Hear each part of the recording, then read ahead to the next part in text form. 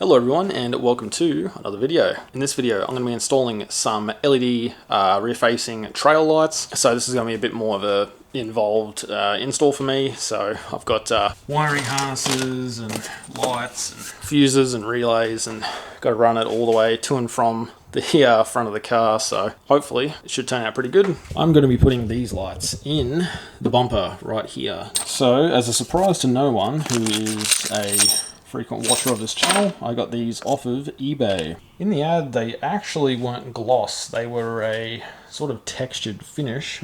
It doesn't require too much room behind the bumper. I've just got to have about 2 and a bit inches, I think is what the measurements said on the eBay listing. They've got two 10 watt LED chips inside there, so total of 20 watts per light. Alrighty, so what are you going to need for this install? So first and foremost, you're going to need a 10mm socket or spanner.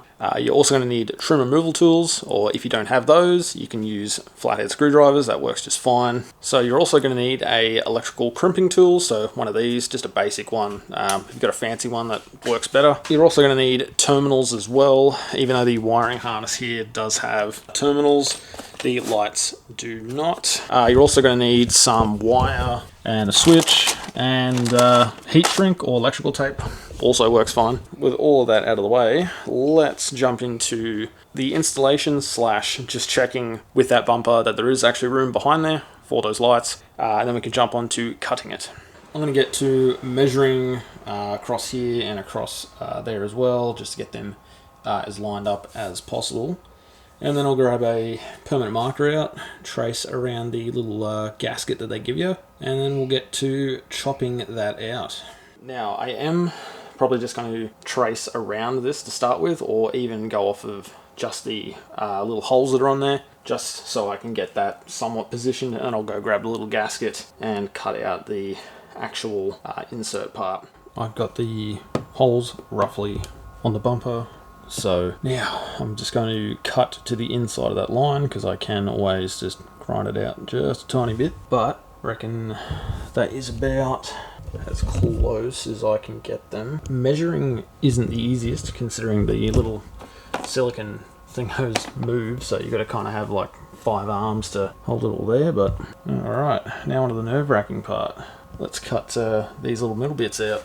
For this, I'm going to be using a combination of a drill and a Dremel. What I'm going to do is I'm going to drill a hole in each corner of the actual cut area. That way I don't have to worry about trying to radius that corner myself. Should just make it a little bit cleaner. I guess it's about time to start cutting.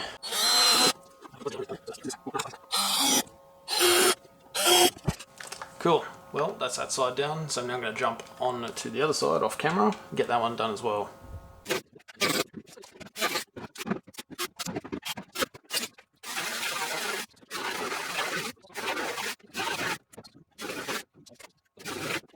Alright, so that's not looking too bad. It is a tiny bit off where I marked those holes. I'm going to have to go and do the other side off camera, and yeah, I'll get back to you when that one is done. Just got the lights sitting very loosely in the back of the bumper. I did sort of expand the cutouts just a tiny bit, just so there's a little bit of sort of movement, a little bit of adjustment I can do in them. I'm going to try and line these up the best I can, and I'm going to send the drill through, and then we can actually get them situated properly. Got the holes drilled. I also ovaled them out a tiny bit just to have a little bit more adjustment in how sort of even that they sit. After doing that, I've now got to put some connectors on the end of these wires on both of the lights. Alrighty, I have both of the lights little connectors, spade connectors on there. So the wiring harness, I'm going to try and mount this in the back of the car for a few reasons. One, because this nice shielded cable here that goes to the lights, well, it isn't that long. This here is the relay. I've de-pinned the little fuse holder so that I can actually mount the fuse as close to the car's battery as possible, as that's always best practice. And then what I'll do is I'll just grab some single core wire, run and lead from the other end of this fuse holder all the way to that in the back of the car, and then that there makes it so I can actually just have this relay in the boot. And now we've we've got the switch wiring harness. So obviously black is ground, red is positive, and the white is pretty much the signal. I've already gone ahead and tested this wiring harness yesterday. So red wire on this goes to the ignition. So this here doesn't actually supply any power to the lights. It just powers up the relay here. That pretty much then will close the circuit and that will turn the backlights on. So you got 12 volt ignition,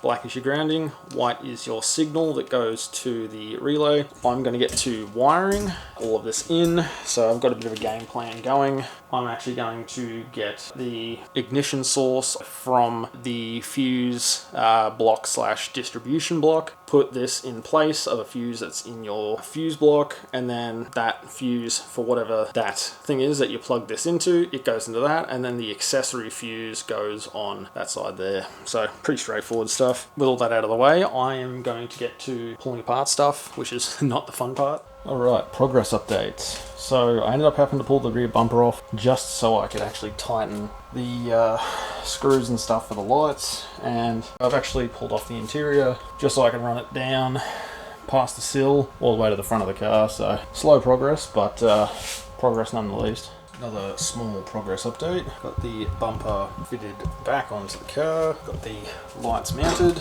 wired, and the wires around. So I actually used a factory hole in the interior here to run the wiring through. I'm choosing to run it on this side because where I'm going to mount the actual relay is going to be inside this panel where the little car jacker-upper and all the associated crap is, and then I'll extend the wires and run it to the front of the car.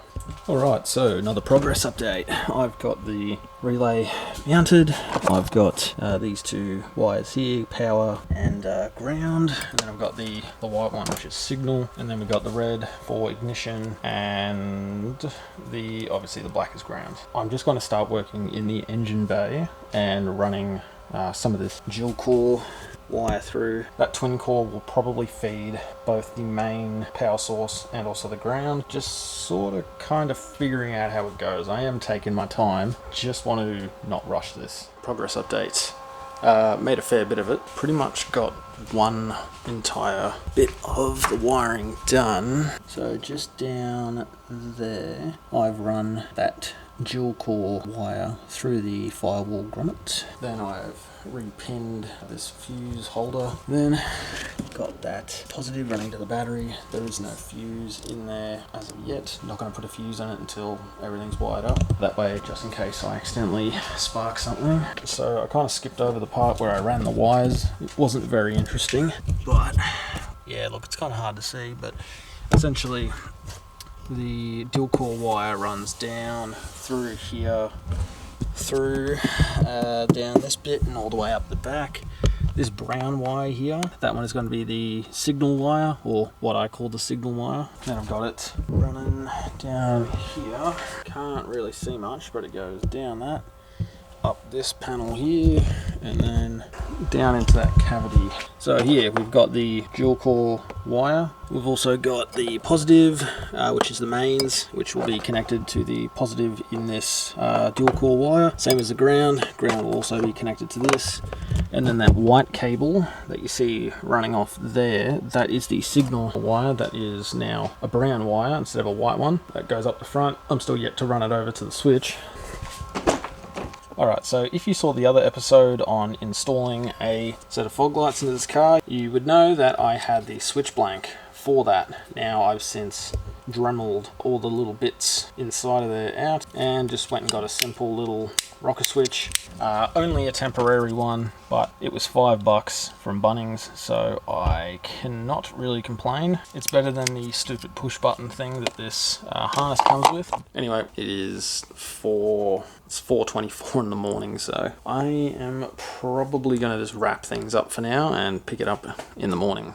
Alright, so I've actually since printed a fuse block diagram for the Vitara. That way I can tap into an ignition source. So pretty much the only thing left to do is to wire in the toggle switch, which is just the signal wire, ignition, ground. So all I have to do is chuck a fuse in that little fuse holder, and then that is the 12 volt to the rear relay, and then I just got to grab the signal wire, hook up the ignition source, positive, and then find a ground. And then that's pretty much the install done. Without rambling for too much longer, let's jump back into it. I'm gonna have to remove this panel so I can get easier access to the actual fuse like distribution block that's behind there.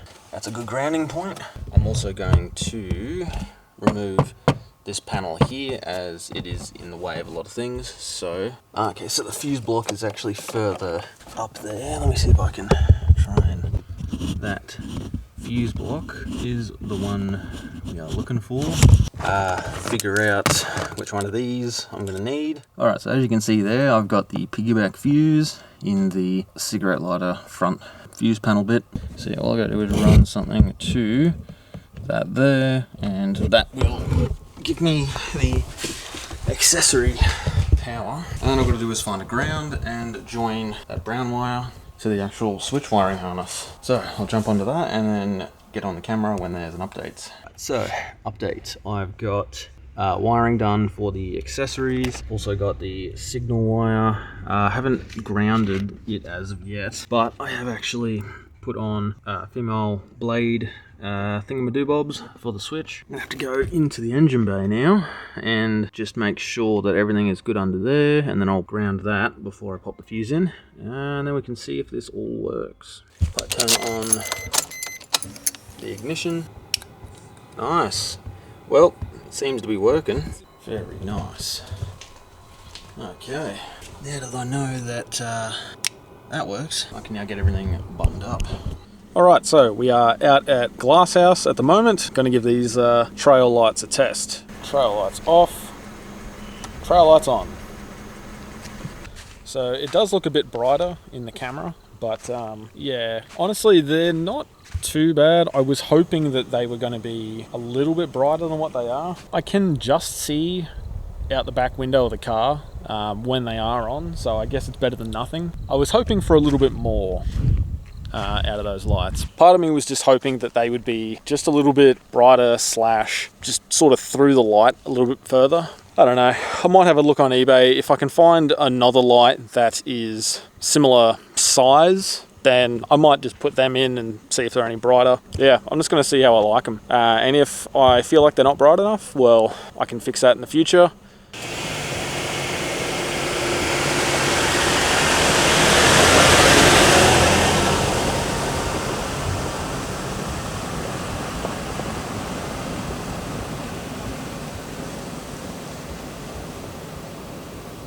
Alright, so I have made a decision. I'm actually going to replace these eBay trail light things with some bigger and brighter ones. The eBay listing says that these LEDs are about 4,000 lumens. Not even close. The specs that I did find on an Australian website, they are the exact same thing. Measurements, everything is the exact same, except for the ones that are actually sold here in Australia, like retail sort of stuff. They just have a logo printed on the front. That is essentially the only difference. And they quote, they're around 500 lumens, give or take a few. So obviously double that up, it's a little over 1,000 lumens, and that's not great. Sometimes it's a bit of a hit and miss on eBay. All I have to do is pretty much just unbolt the lights, cut the hole a bit bigger for these new ones, and wire it in just with some spade bits, and should be good to go. I have gone to JT, got one of these little rocker switch style ones. It's also got the little labels that you put over the clear part at the top. So that's the switch. So the lights. King's had these for $35 for a set. So I ended up going to Full Drive Supacentre and I went and bought myself a pair of King's flush mount work lights. So these ones also have a spot configuration. I don't know if they will adjust. So these have a spot row top and bottom and then a spread in the middle. So these are mainly spot. I think these are quoted as being 2,356 lumens per pair. Anyway,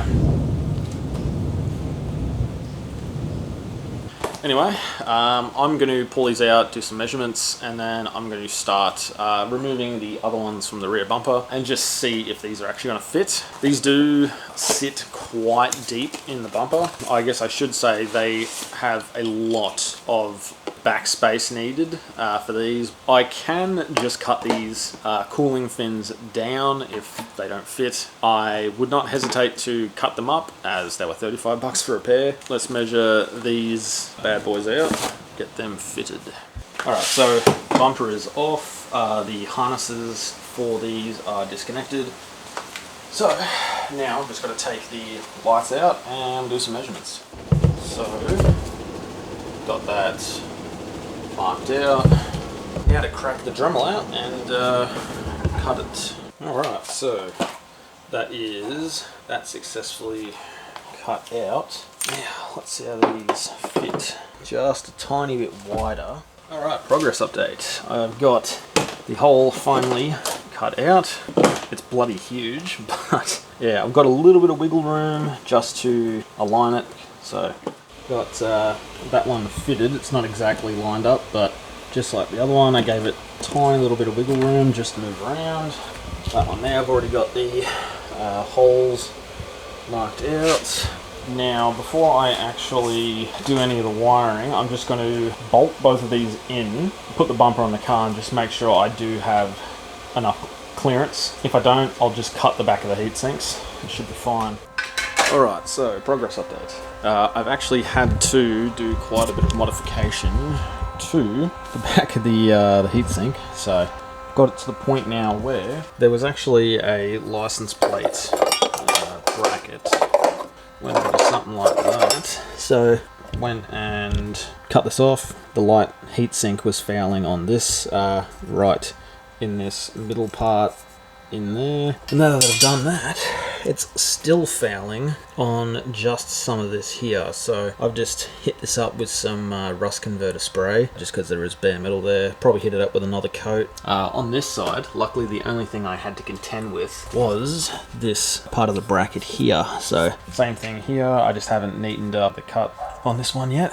I'm not quite sure why I cut both sides, but pretty much the light sits right about there, so it doesn't touch, which is good. Pretty much the recess has to be there for the curve of this bit here, so just cutting that down made a world of a difference. Alrighty, so big progress update this time. I've gotten the bumper back on the car, got the lights lined up out as good as I can get them. So this switch here, this PowerTech one, comes with a bunch of clear icon stickers that you can put over the actual switch. And luckily I got one that was already a red LED. Alright, so I am back out at Glasshouse. Pretty much the exact same spot as what we were technically last night, but for you probably a couple minutes ago. This is what it looks like without the trail lights on, and that is what it looks like. It is hugely brighter than the eBay spec ones. Like it actually hurts to even look in the general vicinity of the car, so they are bloody bright. King stuff hopefully has come a long way since I last used many of their gear, but honestly it is pretty damn good for what they are. Don't get me wrong, they are a lot bigger, and all of the massaging with a grinder was not pleasant. It took a lot to make these fit. I definitely say that is fantastic for $35, and the amount of throw it has down the road too. Like there's a little bit of spread, which is fine. I don't need spread for the rear. I just need something down the road. What I'll do is now I'll get a few clips driving by, and same sort of thing, so I can compare it to the eBay lights. I'll do a drive past without them and a drive past with them on, and that way we can sort of compare it.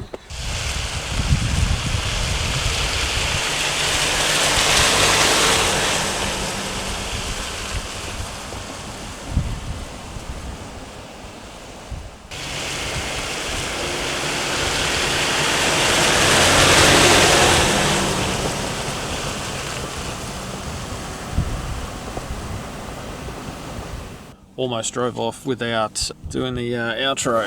So thank you very much if you watched all the way to the end of the video. Greatly appreciate that. And yeah, like, share, subscribe, all that great stuff. Thank you very much, and I'll catch you in the next video.